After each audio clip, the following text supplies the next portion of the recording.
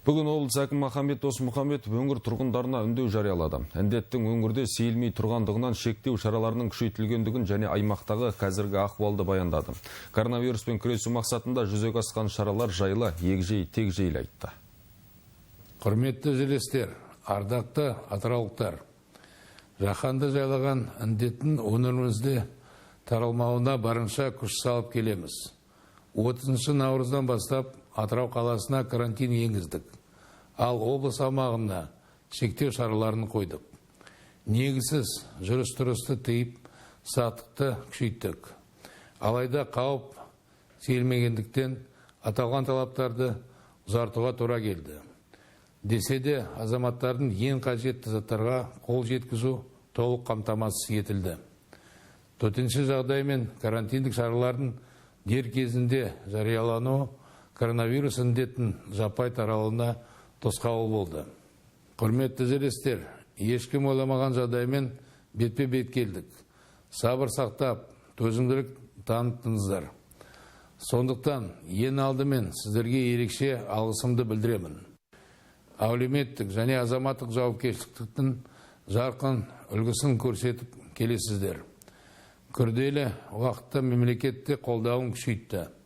Өкінішке қарай, соңғы кездері коронавирус жоқ, ойдан құрастырылған өтірік деген әңгімелер желдей есуде.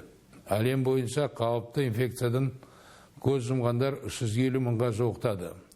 Ал оны жұқтырғандар 5 миллионнан асып кетті. Мықты деген алпауыт елдердің өзінің шамасы келмей жатыр.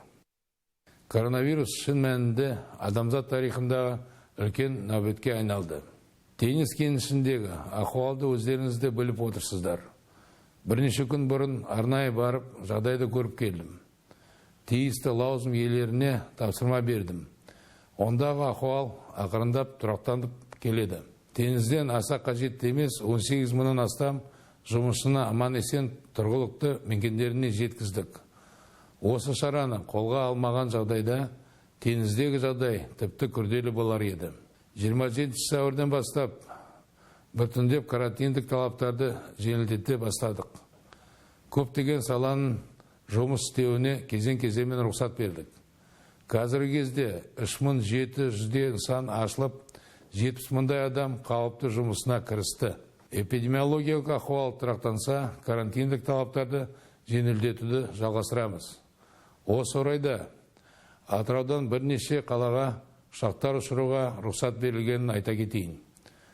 Құрметті жерлестер, облыстың бас мемлекеттік санитар дәрігері карантиндік талаптарды 8 маусымға дейін ұзартуға қатысты қаулы шығарды.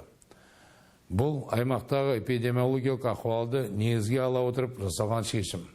Сонымен қатар Мақат ауданының Мақат кенті мен Жылой ауданына карантин енгізілді. Себебі аталған елді мекендерден инфекция жұқтырған адамдар анықталды.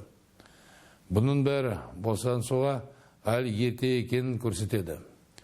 Маска тақпай жүру белең алуда, бірақ сақтықты ұмытпауға шақырамын.